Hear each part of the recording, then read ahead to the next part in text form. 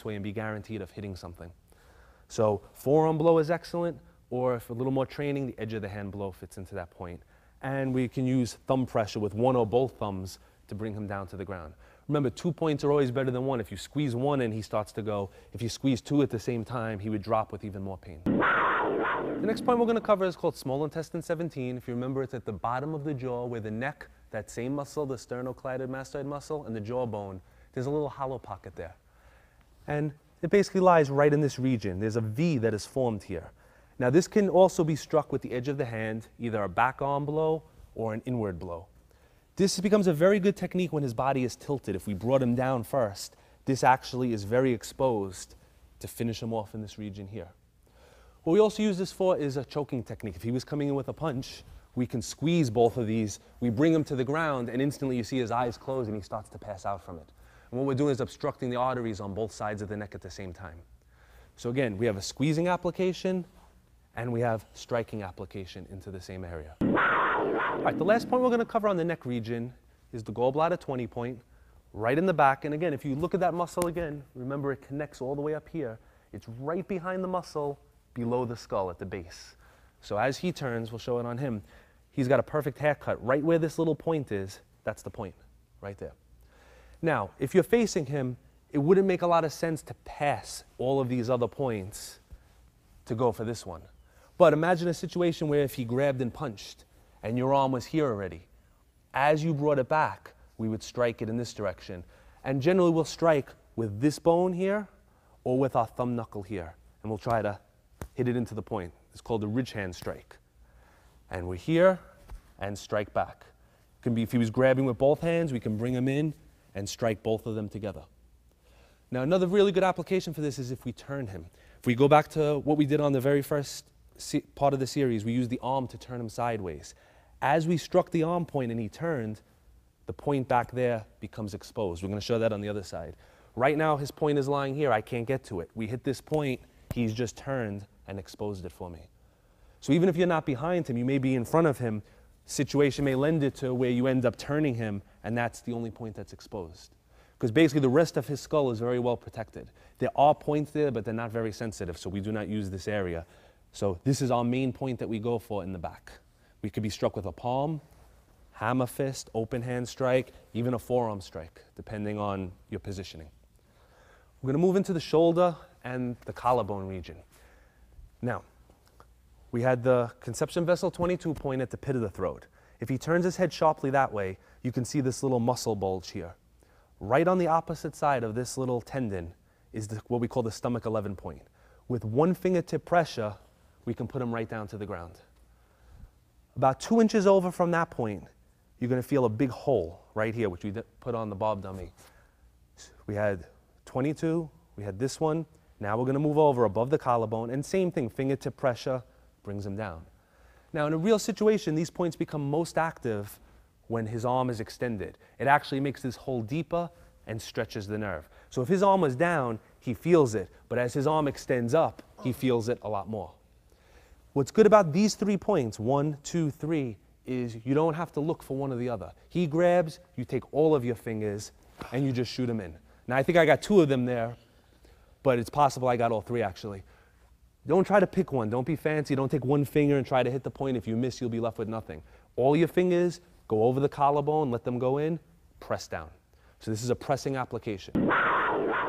Okay, the last point on the shoulder region is exactly at the apex of the trapezius muscle. So basically we divide his neck and his shoulder in half this way, and we divide it in half this way.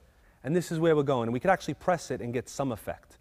Because this is a big muscle, the muscle actually protects and the point lies underneath it. So generally we want to strike it inward this way or using our forearm. If he was coming forward like to shoot to do the takedown, we would actually use our forearms on this point to stop him. Because of the angle, we may not knock him out, but what we'll do is stop his motion, which will allow us to set up something else. What we're going to do is just show this point the effect of it. We're going to have him throw a punch, we're going to block it, and we're just going to put some downward pressure. And the thing to watch for is his legs. Watch where his legs go. So as he comes in, we come down, and we drop him down. Okay, and we'll tend to give him a head rush. And remember, we knock him out on this side, we revive on the opposite side. All right, we massage, slap, Okay, and bring the energy back up.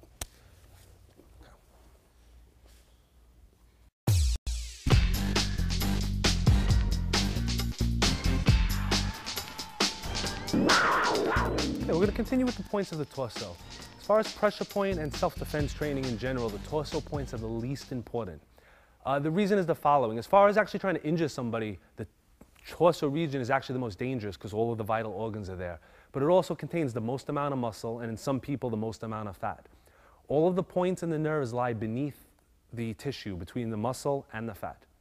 So if somebody has a very big stomach or very strong muscles in that area, you have to penetrate whatever they have, whether it's muscle or fat, to get to the point you're going after. That's why points of the head and the neck are best, because no matter how big somebody is, their jaw is still unprotected. What we try to focus on are the points that even in people that are muscular or have a lot of body weight are still effective. One area is the rib area. No matter how big their stomach gets, their rib still has very little tissue covering it.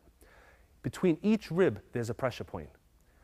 Right below the line of the chest, in a straight line with the nipple, we have 3 points in a row that we're going to cover. The reason we do all 3 of them is because we don't try to pick one, we strike all 3 of them at once. It would be very difficult to pick one rib. So in the 6th rib, in this space, they call it the intercostal space, between the 6th and 7th rib, we have a point called liver 14. And between the 7th and 8th between the 7th and 8th rib, we have a point called gallbladder 24. And right below the chest line, in the 5th space, we have a point called stomach 18. So when we look at the Bob dummy, what we're going to find is directly below the nipple line, in line with the chest, is the first point. This is called stomach 18. One rib below that is the point called liver 14, and directly below that is gallbladder 24. So we have 3 nice points in a row, and if you remember the $50 analogy, you would enlarge these points. That basically gives you a big region to target. So what we have on each side of the body, a nice big circle below the chest. Generally, this can be struck with any hand technique. We can strike it with our palm strike, coming straight in. We can strike it with our punching techniques. We can strike it with hammer fist, which is a very good blow. We can strike it with elbow strike, coming in. We can also use kicking techniques, meaning if we can imagine a punching technique and we block his punching arm, we could bring our foot up and put the ball of the foot right into those points. These points, for best effect, are struck in an up and in motion, but they can also be struck in a down motion to make the person come forward. So basically, we're left with 2 angles again, going up and in and coming down and in. Punching straight into them will have an effect, but not nearly as much. And generally, we want to always target to the center of the body. If you notice, 45 degrees is a big number. If his body is here, we want to always target it towards his center, coming in this way. So whether we're going up or down on the 45, it's to the center. When we're on this point, we're targeting it towards his spine, towards the center. So generally, we want to put the power deep inside of his body. The next region we explore, we have big circle here, big circle here. We have this area right over here. We have the solar plexus, which lies between the border of the chest and the top of the stomach muscle. All right, and anybody that's been hit in the solar plexus knows it knocks the wind out of you, paralyzes the diaphragm, makes you fall down coughing. And directly above that, we have a point between the nipple line that's actually called the heart-stopping point. This is one of the points where in Little League Baseball, sometimes kids get hit with the ball and their heart just stops for no reason. It's on this spot.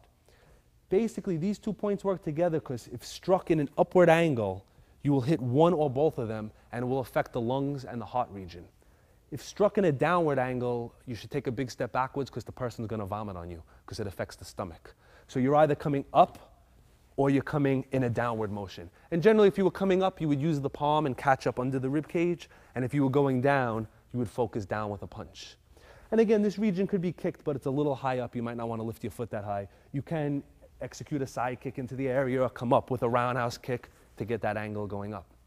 The rib points are more important because if somebody, you see like Bob has a nice 6-pack here. Somebody has well-developed stomach muscle. The top of the stomach muscle is the strongest one. So if you have 1, 2, 3, 4 abdominal regions, the top one is very thick, the next one gets thinner, the next one gets thinner, and the bottom one is the thinnest of all. So that means he has the most protection here. So if he's not ready for it and you come in that area, the point is excellent, but if he's a trained fighter or he has his stomach muscle tense, he can actually take a shot in this region. The rib point, no matter how much he tightens his muscles, it's going to have the same effect. So in this region, primary target is going to be these three. Now the last target on this side, directly below this point on a diagonal going down, right, we're going to mark a point off right here. On a person, exactly where your elbow touches your ribs, right in front of it is a point called liver 13.